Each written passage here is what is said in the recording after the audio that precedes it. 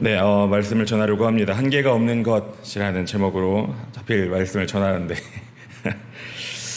네, 오늘 말씀은요, 두 가지 이야기가 겹쳐 있는 본문입니다. 두 가지 이야기가 있어요. 그 잘 아시는 이야기가 두 개가 있습니다. 거기에 회당장 야이로의 딸이 죽은 이야기가 하나가 있고요. 그 다음에 12해 동안 혈루병 앓던 여인이 낫는 이야기가 거기 있습니다. 어떤 회당장이 있습니다. 회당장의 이름이, 회당장이 뭐냐면은, 이 회당의 장이에요. 회당이 뭐냐면은, 모여가지고 말씀 나누던 곳입니다. 그러니까 우리나라의 서당 뭔지 아시죠? 서당이랑 교회랑 이렇게 섞어놨다고 생각하시면 돼요. 회당장이면은요, 회당의 장입니다. 근데 훈장이랑 좀 다른 게, 회당장은 거기를 관리하는 사람이었어요. 그 당의 장이라고 하면은요, 경제적인 여유도 있었겠지만 존경받는 사람이었습니다. 그러니까 제일 비슷한 거는 교회의 장로님 생각하시면 될 거예요. 어느 교회 어떤 장로님, 아주 존경받는 장로님이다, 이렇게 생각하시면 돼요. 그런데요, 이 사람이요, 예수님을 만나더니요, 예수님의 발 아래에 엎드립니다. 그러면서요, 자기네 집으로 가시자는 거예요. 이유가 뭐냐면요, 지금 자기의 딸, 그것도 12살 난 외의 딸이 죽어가는 겁니다. 지금 이 사람은요, 예수님을 믿는 거예요. 그죠? 확실히 믿는 걸 아시겠죠? 얼마나 믿는 거냐면요, 지금 자기 지위가 있잖아요. 자기는 지금 존경받는 사람인데, 그러려면은 이제 충분히 뭔가 관리를 했겠죠. 사람들에게 잘 보여지기도 하고 그렇게 살기도 했겠죠. 근데 지금요, 모든 사람들이 예수님을 따르는 상황이 아니라는 거예요. 사람이 100이 있으면은요, 그 중에 뭐 몇이 될지 모르겠지만은 예수님을 따르는 사람도 분명히 있어요. 그러나 대부분은 의심의 눈초리로 바라보고 누군가는 적대한단 말이죠. 특별히 그 사람이 장로님이었다 그러면요, 그 사람 주변에는요, 적대하는 사람들이 꽤 있었을 거예요. 기득권들이 예수님을 싫어했으니까. 그런데 그런 상황 가운데요, 많은 사람들이 있는 곳 앞에서 예수님의 발 아래에 엎드려서 이렇게 했다는 것은요, 흔한 일이 아니었습니다. 발 아래에 엎드리는 건 흔한 일이 아니었어요.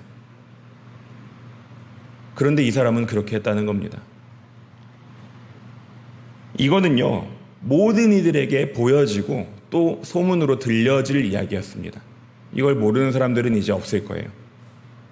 그분이 그랬대 라는 거는요, 누구나가 알 수 있는 이야기가 될 거예요.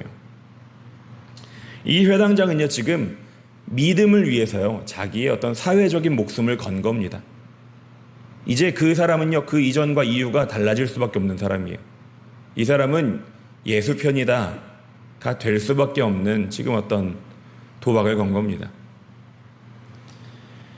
그런 믿음을 보셔서 그러셨는지 예수님께서는요, 발걸음을 그쪽으로 옮기십니다.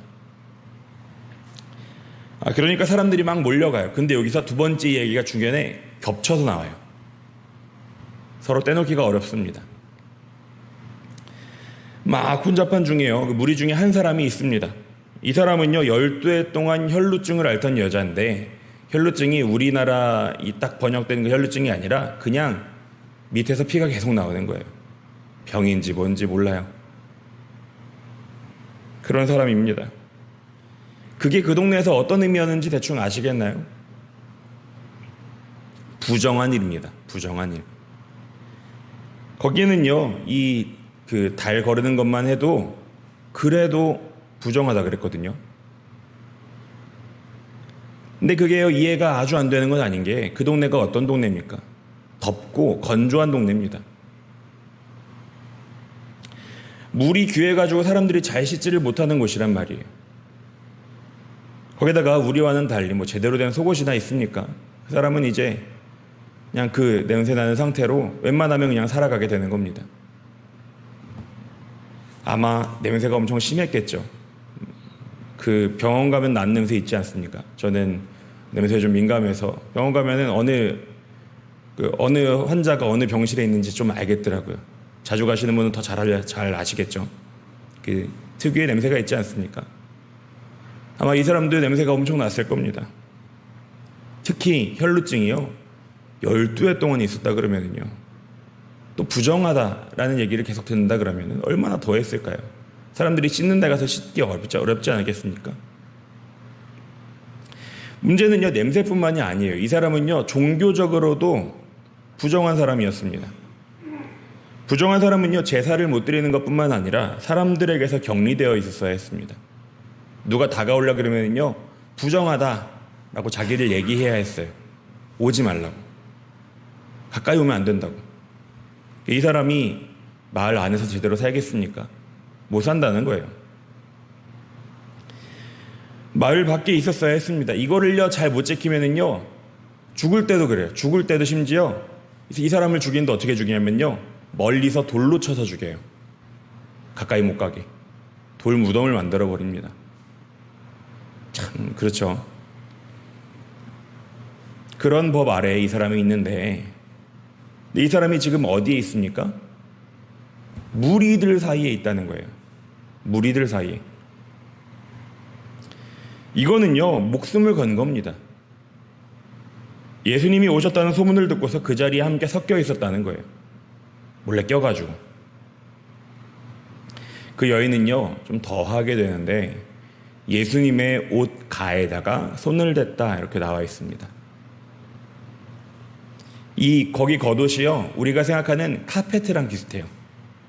카페트 두껍게 해가지고 배 술이 이렇게 나 있잖아요. 뭔지 아시죠? 왜? 옛날 카페트 그런 거. 그 옷에도 이렇게 술이 이렇게 나 있어요.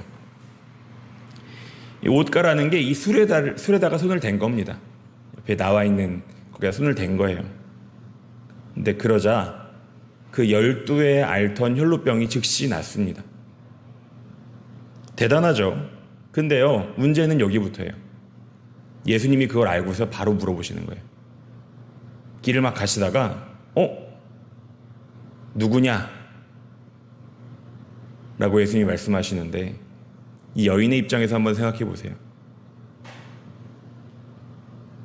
내게 손을 댄 자가 누구냐? 라고 물어보시는데요. 가다가 딱 멈춰서서 말씀하셨겠죠? 이 여인의 입장에서 이 시간이 얼마나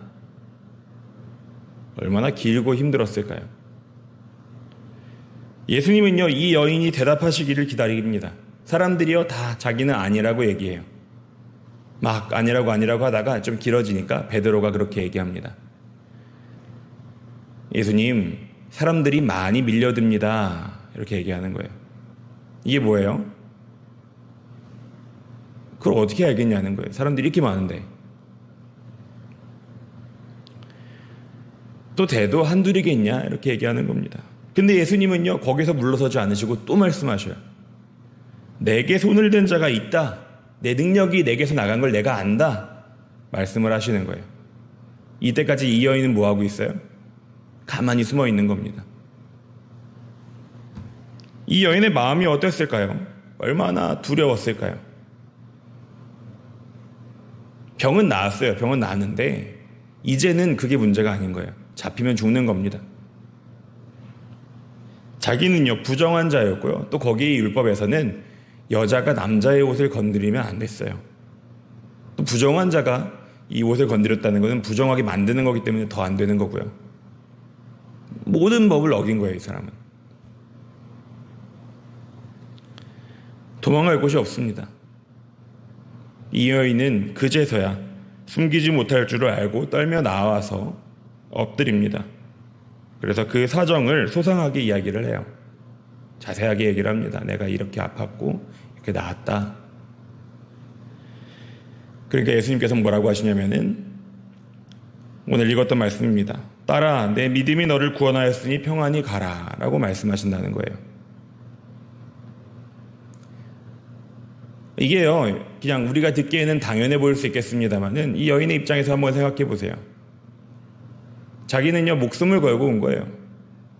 목숨을 걸고 와가지고 그 믿음으로 이분의 옷자락만 만져도 내가 낫겠다라는 믿음을 가지고 지금 건드린 겁니다.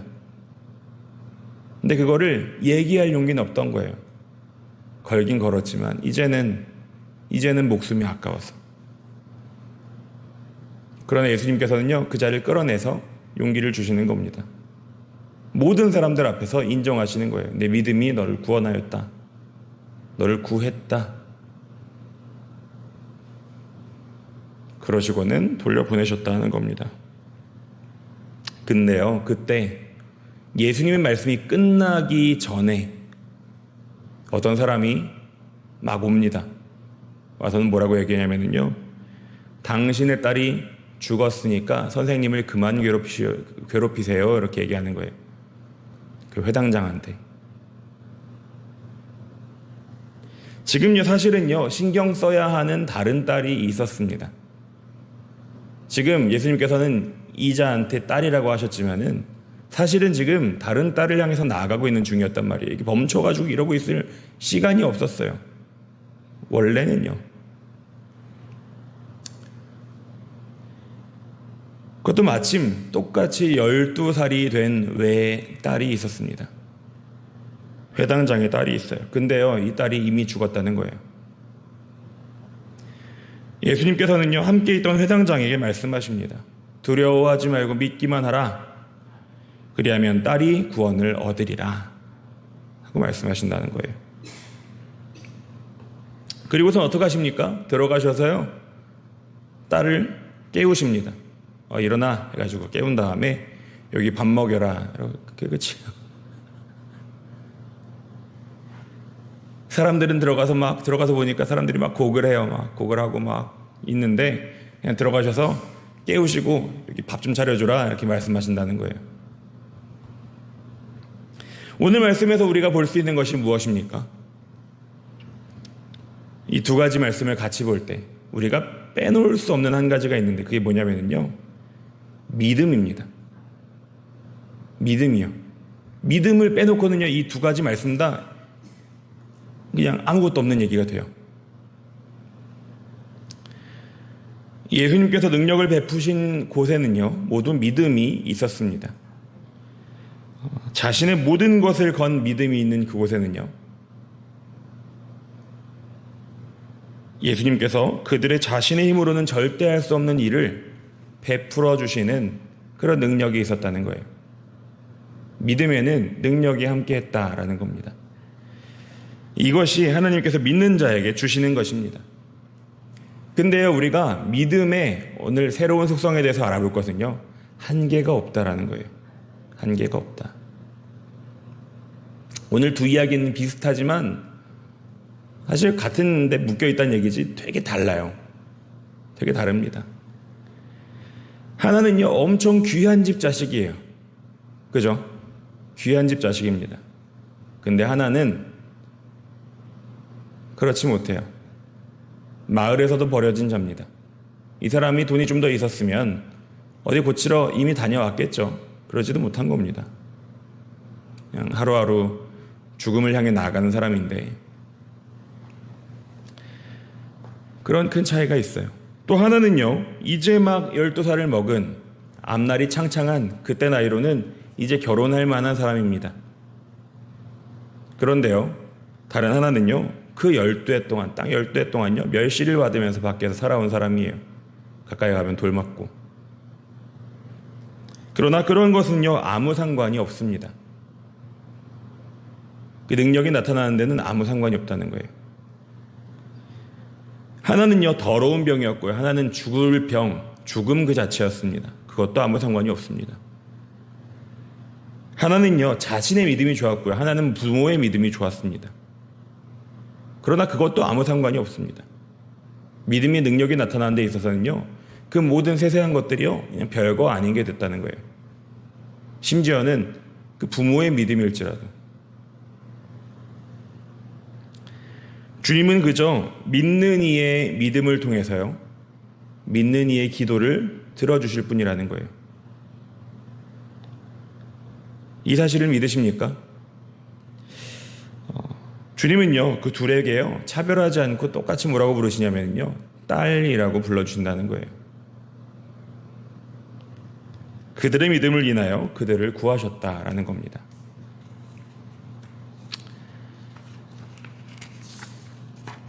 믿음의 능력에는요, 한계가 없습니다. 오늘 이 사실을 꼭 기억하시기 바랍니다. 믿음의 능력에는 한계가 없다는 거예요. 근데 이게요, 왜 그러냐가 중요합니다. 왜 그러냐. 믿기만 하면 다 이루어진다, 이게 아니에요. 정확한 믿음이 있어야 되고요. 누구를 믿는 건지가 중요합니다. 왜냐하면요, 믿음은요, 그 자체의 힘이 있는 것이 아니라 믿음의 대상인 하나님께 힘이 있는 것이기 때문에 그래요. 우리가요, 제가 집에 가서요, 지금 1,000만 원짜리 수표를 그려가지고 나왔어요. 잘 그려가지고 나왔어요. 막 자랑을 해요. 이거 얼마짜리인지 아시냐고 말하면서. 그거 누가 인정합니까? 아무리 잘 그렸어도요, 그거 인정 안 해줘요. 은행 가잖아요, 그럼 바로 이렇게 잡혀갑니다. 그죠? 반대로요, 명함 쪼가리 한 장, 딱 이렇게 명함 한 장 제가 들고서 막 자랑을 해요. 근데 그 명함이 어디 대기업 총수나 어떤 높은 자리 대통령이나 국무총리나 그런 사람 명함을 갖고 다니면요, 이거 능력이 됩니다. 그죠? 내가 이 사람도 알아, 얘기할 수 있단 말이에요. 중요한 건 뭡니까? 얼마나 믿느냐도 분명히 중요하겠어요. 그러나 누구를 믿느냐가 중요합니다.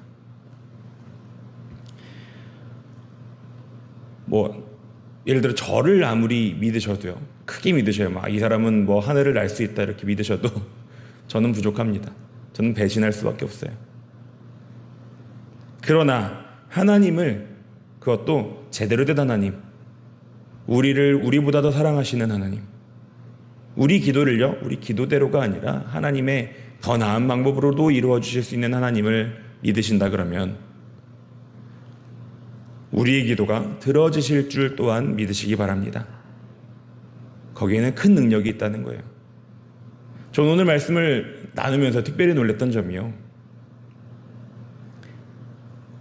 다시금 보게 된 점이 있었는데, 하나님께서 그 부모의 기도로 자녀를 낳게 하셨다, 특별히 구원하셨다라는 얘기를 썼다는 겁니다.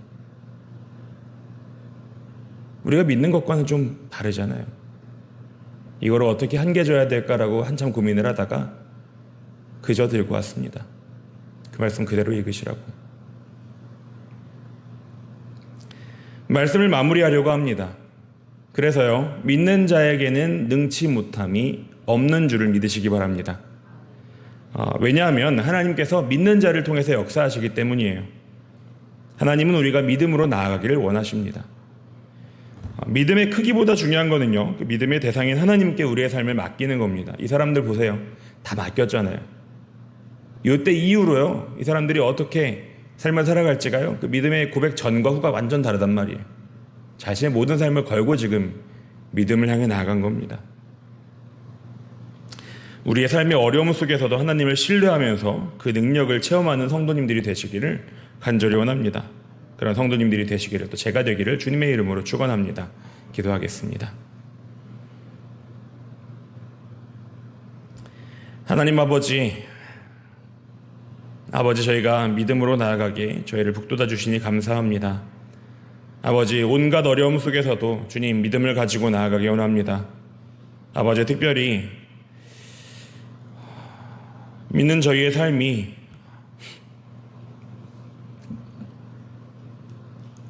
아버지 어려움 가운데 있을지라도 아버지 그래도 믿음을 가지고 나아가기 원합니다. 아버지, 어느 때나 저희가 신뢰하는 세상에 주님을 믿고 따라가오니 아버지, 저희가 온전히 믿게 하시되 제대로 된 하나님을 믿게 하셔서 아버지 우상을 섬기지 않게 하시고 온전히 믿게 하셔서 아버지, 그래서 주님의 믿음의 능력이 충분히 나타나는 저희 믿음의 자리가 될 수 있도록 함께하여 주시옵소서. 주님, 저희의 기도를 통해서, 믿음을 통해서 역사하여 주시옵소서. 감사합니다. 예수님 이름으로 기도드렸습니다. 아멘.